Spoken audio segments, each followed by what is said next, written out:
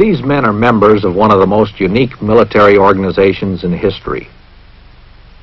Behind these green faces are men who have accepted the challenge of some of the most daring assignments given to American fighting men. These are the Navy's SEALs.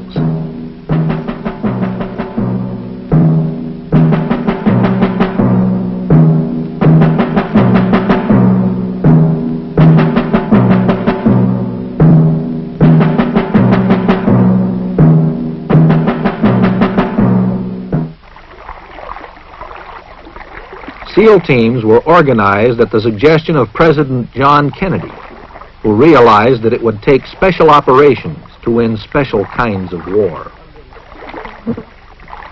For years, the existence of these teams was a Defense Department secret. Now, parts of their story can be told. In an age when most military engagements have become distant and impersonal, SEALs operate in the midst of the enemy. Their purpose is to disrupt his supply lines, choke his communications, learn his secrets. If you really want some exciting work, come to SEAL team, and you'll be involved in it. We're more or less of an unsung soldier in a lot of respects because they can't write up a lot of the things we do, but I say that within yourself you'll have this personal pride that no, you was there and you did the job.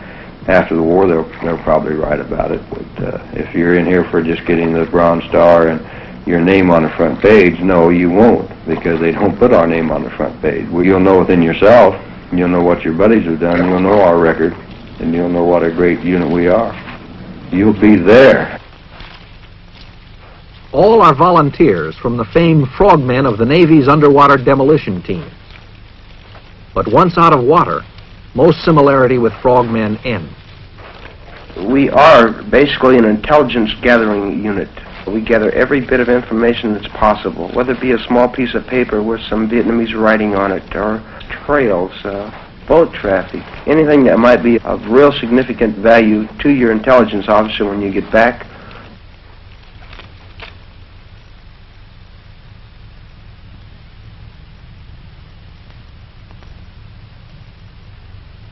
Every man's got to have the physical strength to get through the mission and the mental strength not to waver when the going gets rough. And it gets pretty rough pretty regularly.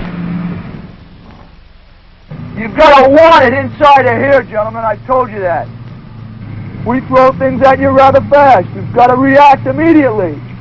Because later on, if you don't react immediately, you will be a casualty. And you're doing us no good.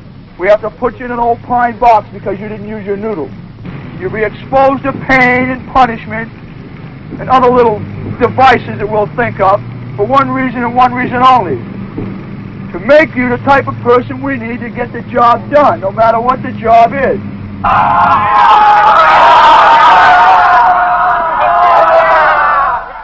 These men are preparing for the grim reality of a personal war. Counter-guerrilla jungle fighting and rugged hand-to-hand combat lies ahead.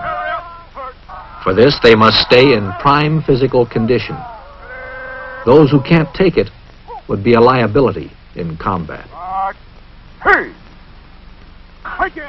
UDT training, they very definitely push you to your limits. In fact, beyond what you thought was your limit. It's an eye-opener. It was an eye-opener for me, and I'm sure it was for most people. What training does for us is it gives us a stamina. Teaches us to know ourselves. To know that we could, if we had to, run for 3 hours, 18 miles. Know we could move across 600 meters of mud on our stomachs and be ready to fight when we get there. It's not a breeze, but I think it's more of a mental problem than it is physical. I mean, if it's a normal, average, athletic type person that has nothing physically wrong with him, then it's all up to him. If he wants UDT bad enough, he can endure the runs. They don't punish you to where you can't walk again, or you don't have to swim so far that you're going to cramp up and drown. Get up. Straighten your legs, Adams. Lock your knees. You can get a great deal of confidence out of some of those obstacles over there. Physical training, certainly. You work different parts of the body on different obstacles. You work coordination, as a matter of fact, and a great deal of confidence in yourself. Family, oh, the frog family is the best family. Never came over across the sea. There's a highland frog and a lowland frog, a Rotterdam frog. It's just that, well, I want UDT, and I can do all these things. And then you get a positive attitude about the training, and there's nothing they can do to make you quit.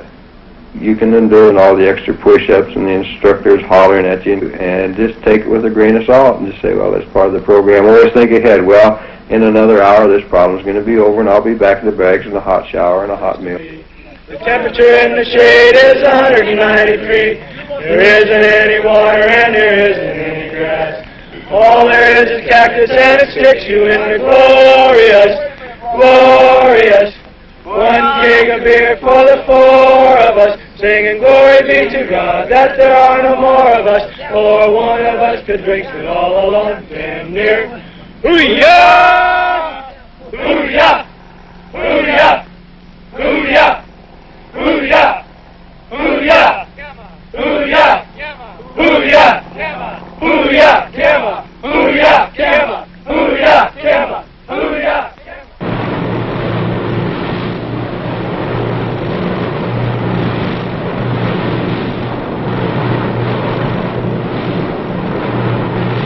SEALs are specialists in being where they are least expected. Getting to the job may mean jumping out of a boat, a helicopter, or an airplane. You have to want this type duty in order to survive this training. Some people, I suppose, want to prove something to themselves. Some people, maybe they want to prove something to somebody else. I think it's a psychological aspect, the hardship while you're doing all this. In other words, you think about things a little bit differently. You start realizing that probably one of the greatest things you ever had was just sitting in a warm room with a cup of coffee. You just don't know how much you can appreciate something like that. It prepares you well for when you go in combat. You learn that a little rain's not going to hurt you, a little mud's not going to hurt you. You don't like it, but you learn that you can live with it.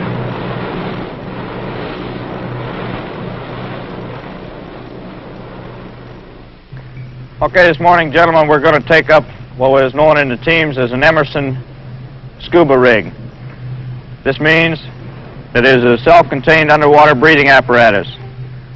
This rig is used any type of clandestine or sneak attack operations. It is desirable for this use because of the fact that there are no bubbles coming out of this rig when it is submerged. And we can have you step up here, sir. We'll slip you into it.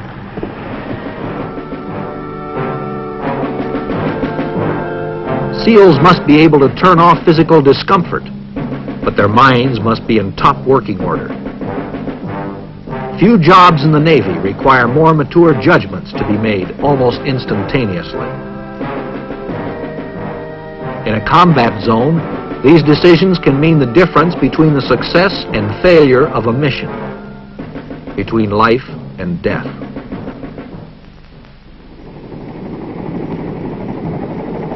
Our type of training now, of course, it includes diving and demolition work and parachuting and very extensive weapon training and tactics training, so our people are well qualified, or maybe even the most qualified troop there is.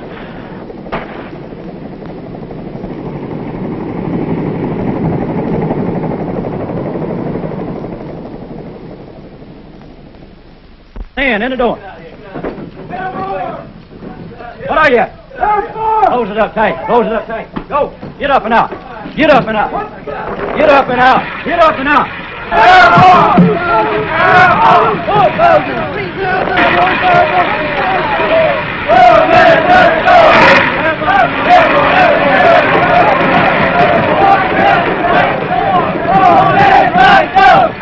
When you put that chute on, your stomach starts getting hard. Your first jump especially. And they say hook up. Check static line, check your equipment. The word comes to stand on the door, and I was scared. It was a thrill. It was challenging. It's not everybody that'll get up and jump out of a perfectly good plane. Why, I don't know. Every SEAL is trained in parachuting. Floating down from the sky is a good way of getting to a patrol area unannounced. SEALs learn jump techniques with Army paratroops at Fort Benning, Georgia. Pull it deep, one. He's coming down like a feather. What is he? All right, get on your feet. Jump on arm 4, prepare for enormous lift to your front. To your front 4. Your other front 4. Drop 4. Jumper on arm 3, prepare for enormous lift to your... You get to the door and you leave. It's one motion as opposed to being there for a couple of minutes. You exit, you can feel the chute coming out of the bag off my back, the pack. Then as the prop blast hits the chute, you can really feel the tug. You look up if your risers aren't crossed. If they're crossed, you've got to uncross them by pulling them apart. The harness, which is uncomfortable, as anything can be when you're wearing it on the ground, is like a chair in the sky, and you just float down. Canopy! Check! Canopy! Check! Canopy! Check! Canopy! Check! But once you leave the door and you're out in the air, then it's the greatest thing in the world, because you know you've done it, you know that you didn't have to be pushed out the door, you did this thing on your own. You're still apprehensive every jump, because those thoughts always run through my mind. What am I doing up in this airplane? Why do I want to jump out of this airplane when I know it's going to land? But then once it's time to hook up and go, then it's just, well, I love it. As you approach the ground, there's a man in a bullhorn saying, take a prepare-to-land attitude.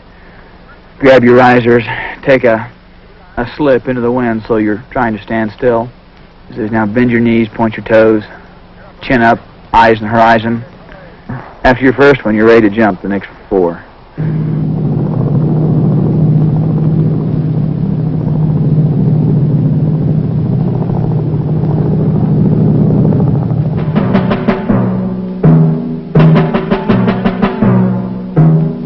The SEALs call this halo, high altitude, low opening. For SEALs, a means of silent entry to the enemy's territory.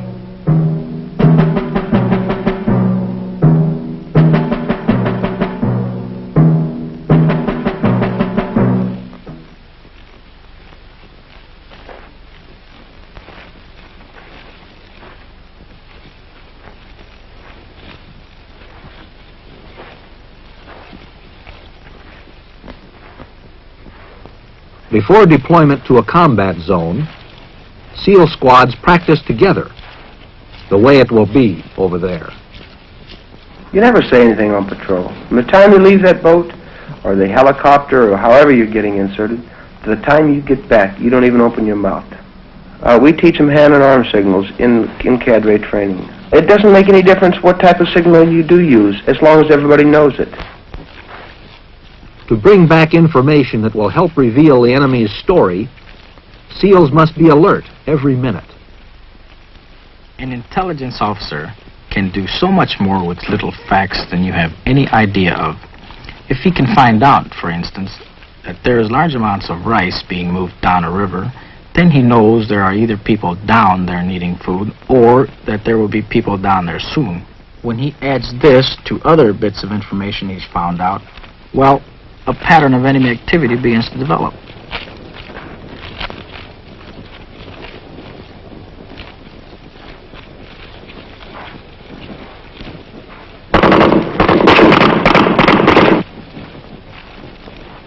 All the techniques they have learned are brought to bear in this realistic training. As individuals, they learn to function together. They become a team.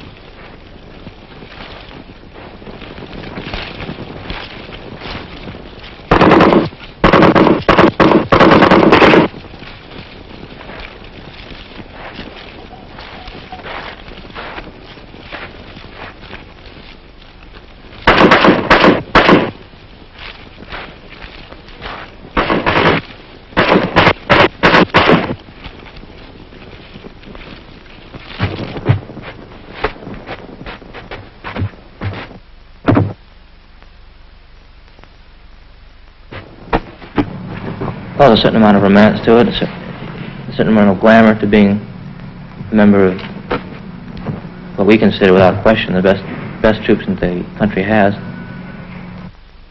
I think we're such a highly specialized group of people that we're in great demand. There's just not enough of us to go around. I think our record speaks for itself.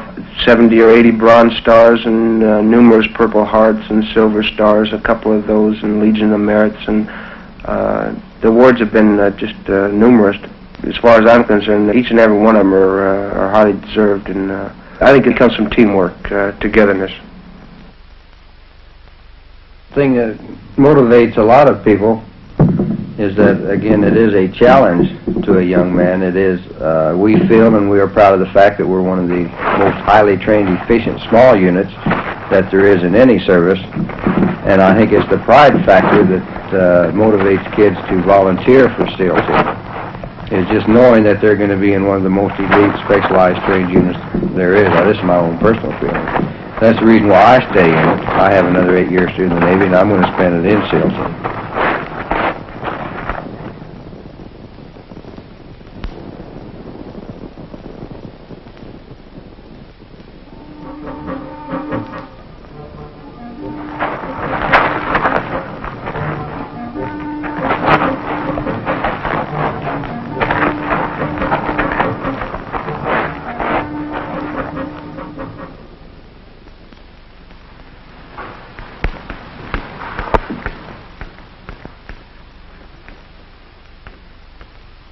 Working on the land, in other lands, means using another language. For men who go to Southeast Asia, the Vietnamese language is a necessity. Hôm nay chúng ta sắp học xong tiếng Việt. Xin mời cô. Dạ. Hôm nay trời đẹp. Dạ, hôm nay trời đẹp lắm. Hôm nào cô ấy? Dạ, hướng đông có nhiều mây đen. Hôm nay trời sẽ. Well, our primary job is to gather intelligence. We don't go in to kill Charlie, we go in to capture him. And, well, we always tell him in his own language, with a few words that we know in Vietnamese, things like stop, surrender, come here, get your hands up, you're surrounded, this type of thing. See, the three short phrases that we use are Dong Lai, which means stop, Lai Day, which means come here, and Didi, which is sort of a slang Vietnamese phrase that means, you know, get the hell out of here, move out. Đi Việt Nam tháng 11, phải không? As often as possible, forays on the ground are planned with a look from above. The war in Southeast Asia is an unusual kind of war. There are no front lines here. The elusive enemy can appear as villagers or farmers. To find out what is going on in unfriendly territory, it takes men on the ground. Okay, men, this is a warning order for tonight's mission. The mission tonight is going to be an ambush of Careful consideration of every eventuality has led to a specific plan for this patrol. Every phase of the mission has been thought through. That platoon leader has a tremendous amount of load on his back. A lot of people think, well, the squad leader, he's just a man that gives the orders. But while everybody else is sitting around shooting a bull, and that man's getting the mission order, he's got 4 or 5 hours of work to do. He's got to coordinate everything, his artillery, his airstrikes, what kind of support is he going to have available. He gets it all set up. He works 4 or 5 hours before the people even get the word on it, just on his warning order. The one primary danger area which we know about is this bridge. You can see what it looks like here. It's just a wooden bridge, hard top. All right, our actions at this danger area will be as follows. We will come to this point. We'll be patrolling down here on our file. We will stop short of the bridge.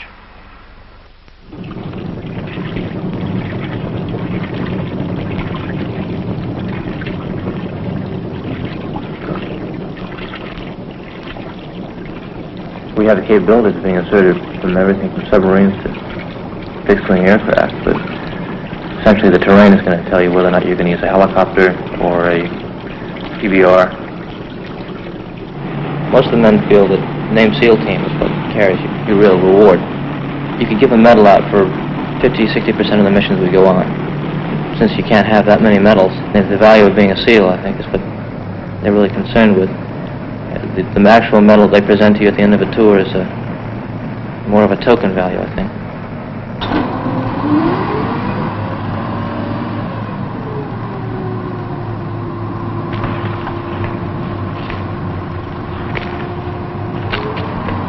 If you don't have the element of surprise, you're lost. You won't come out of the mission. You have to have the element of surprise all the time.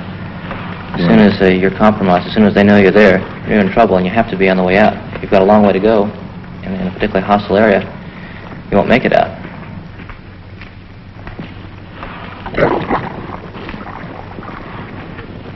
You're swimming across streams very frequently. On long patrol, you might swim 15 streams or more. Is not unusual at all. And these will range anywhere from a few feet to maybe 50 yards. This is carrying all of your weapons and ammunition, and it can become somewhat of a trouble, especially for radioman or machine gunner.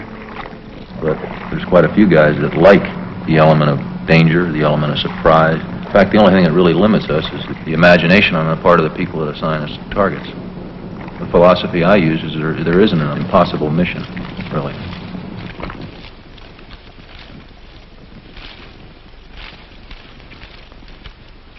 I think people just want to be with the best group. They've already made it to UDT, and they know that if they have the mental attitude, they can be SEALs and be right with the top, doing the most exciting things, and be treated as the elite. I think a lot of people join the SEAL team to be with a group that can fight well and still be part of the Navy. What it is I guess, is a prestige of being the top man. You know all the time you're going to be called to do the hardest job, the job that nobody else will take.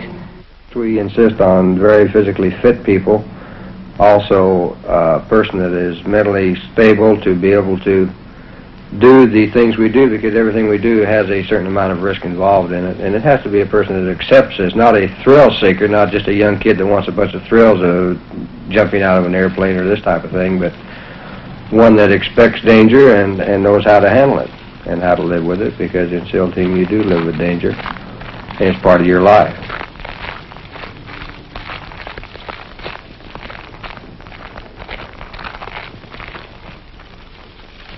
In Vietnam, SEALs have learned that prisoners are a good source of information on the enemy's situation and intentions. One prisoner can provide information that may lead to the capture of many more.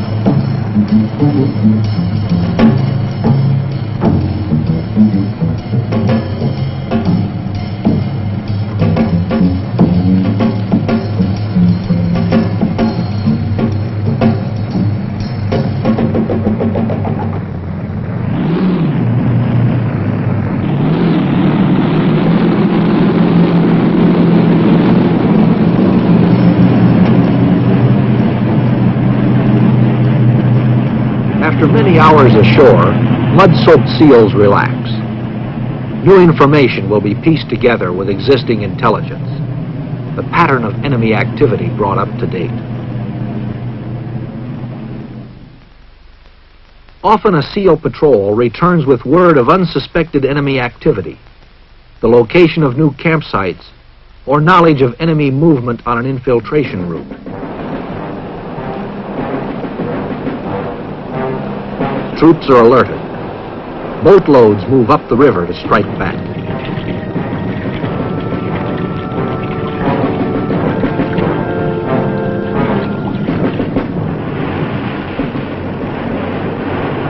Armed Navy patrol boats and gunship helicopters answer the challenge.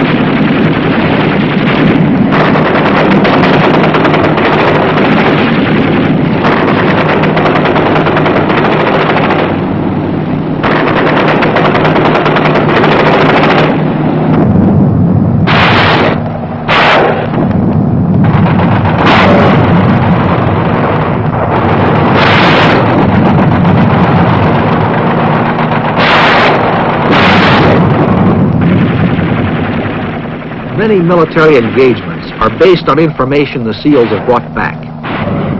Continuing the tradition of bold men who go behind the enemy's lines, SEALs work, as they say, in Charlie's backyard. Their success depends on their being where they are not expected.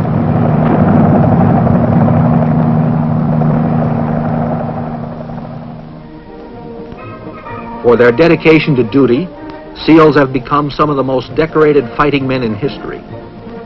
The award citations retell some of their exploits.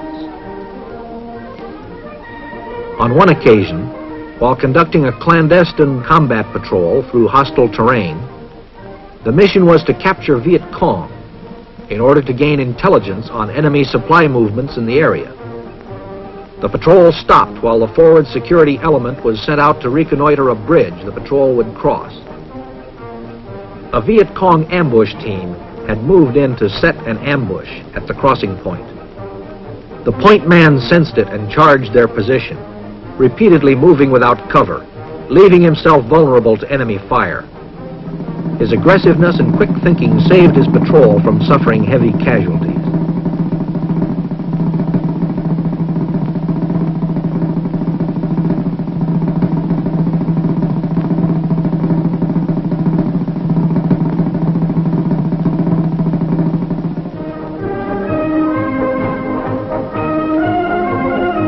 Ribbons and medals represent the accomplishment of exceptional deeds.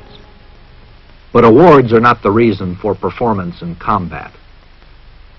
What these men are and what they represent has sustained them and given them their purpose.